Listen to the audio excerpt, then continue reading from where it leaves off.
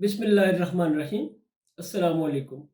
میں نجم الحسن عارف اپنے نئے ویلاگ کے ساتھ آپ کی خدمت میں حاضر ہوں۔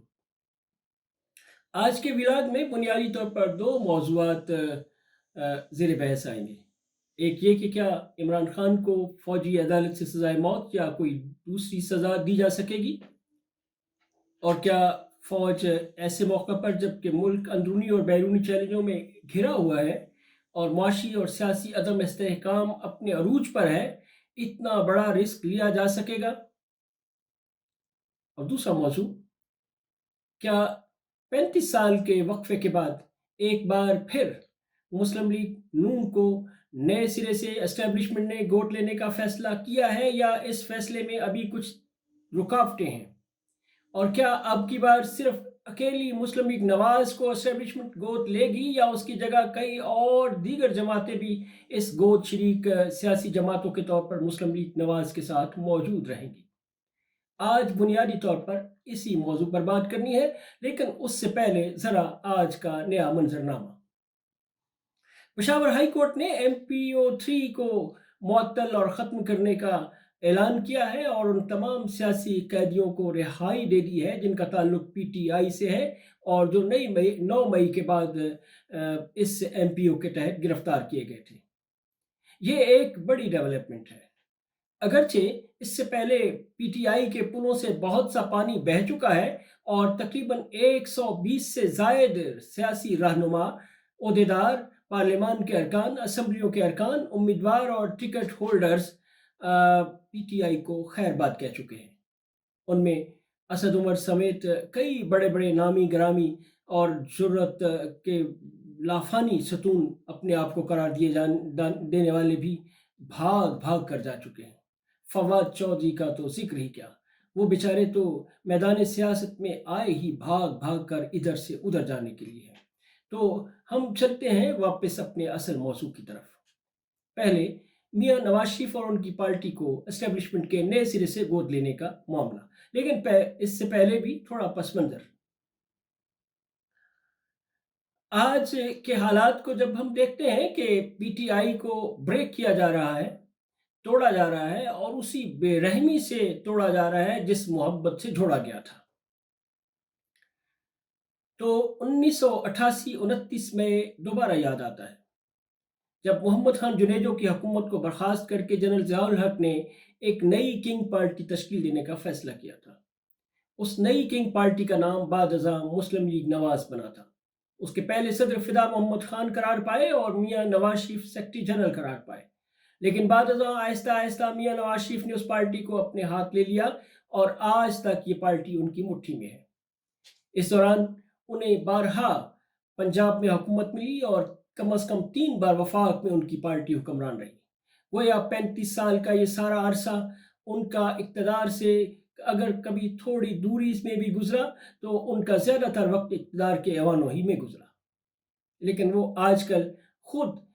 جلاوطنی کی زندگی گزار رہے ہیں، اور جیل واپس اگر پاکستان آ جاتے ہیں تو انہیں جیل جانے کا خطرہ ہے۔ تاہم اب یہ اہتمام کیا جا رہا ہے کہ ان کی جلاوطنی کو ختم کر کے اور ان کو ملی ہوئی عدالت سے سزا کو بھی ختم کرنے کی سبیل پیدا کر لی جائے۔ اس کے لیے پارلیمان نے خفیہ طور پر قانون سازی بھی کر لی ہے۔ یہ بڑا دلچسپ موقع ہے کہ پارلیمان نے خفیہ طور پر قانون سازی کی ہے۔ یہ عوامی نمائندگی کی دعوے دار پارلیمان اور شفاف جمہوریت کی دعوے دار حکمران اتحاد میں شامل جماعتیں، خفیہ قانون سازی، یہ ایک نئے انداز کی قانون سازی ہوئی ہے۔ اس کا سب سے زیادہ فائدہ میاں نواز شریف اور جہانگیر ترین کے علاوہ بعض دیگر لوگوں کو بھی ہو سکتا ہے، تاہم اس کے بنیادی اور اولین ہدف اور فائدے میں رہنے والے لوگوں میں میاں نواز شریف اور جہانگیر ترین ہیں۔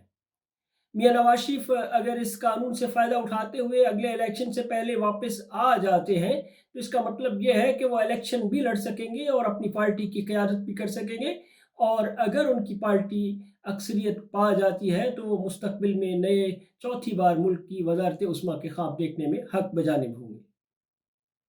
لیکن اس منزل تک پہنچنے کے لیے ان کی پارٹی کو کئی اور سوالوں کا بھی سامنا ہے۔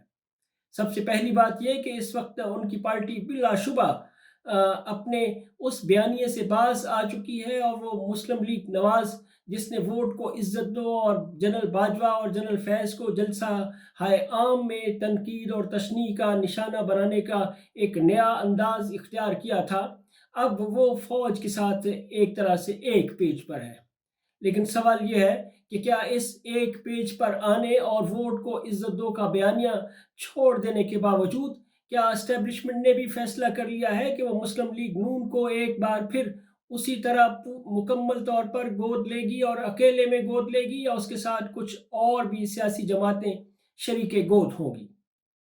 ان میں سب سے زیادہ جن جماعتوں کا شریک گود ہونے کا امکان نظر آ رہا ہے وہ جہانگیر ترین کی نئی کنگ پارٹی ہے، جس کے لیے آج کل کوششیں جاری ہیں، اور پی ٹی آئی سے ٹوٹ پکڑنے والے بہت سے رہنما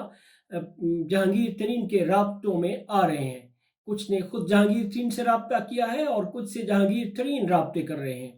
یہ تو سامنے کی چیزیں ہیں اور خبروں میں آنے والی چیزیں ہیں۔ جو چیزیں خبروں میں نہیں آتی اور جو ہاتھ اور جو زبانیں اس پارٹی کو تشکیل دینے کے لیے متحرک ہو سکتے ہیں اور غیر مرئی طور پر متحرک ہو سکتے ہیں، ان کے بارے میں ابھی کچھ نہیں کہا جا سکتا کہ اس سلسلے میں ان کے ریزلٹس اور ان کے اہداف کیا ہیں۔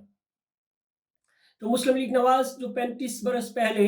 اسٹیبلشمنٹ کی گود سے نمو پا کر سامنے آئی تھی اور پھر اس ملک کی سب سے بڑی جماعت قرار پائی، ایک بار پھر تجدید احیاء کرنے جا رہی ہے۔ اس کی سیاست کا ایک نیا احیاء ہونے جا رہا ہے، اور جس میں امید ہے اسے کہ وہ دوبارہ برسر اقتدار فل فلیج آ سکے گی۔ لیکن اسے خدشہ بھی ہے کہ جہانگیر ترین کو ایک نئی کنگ پارٹی کے ساتھ کھڑا کر کے اس کے اقتدار میں شریک کرنے کی کوشش کی جائے گی۔ اس کے ساتھ ساتھ اسے اپنی اتحادی پیپلز پارٹی سے بھی خدشہ ہے کہ اسٹیبلشمنٹ پیپلز پارٹی کو بھی جنوبی پنجاب میں خاص طور پر کچھ حصہ دینے پر مائل نظر آتی ہے۔ گویا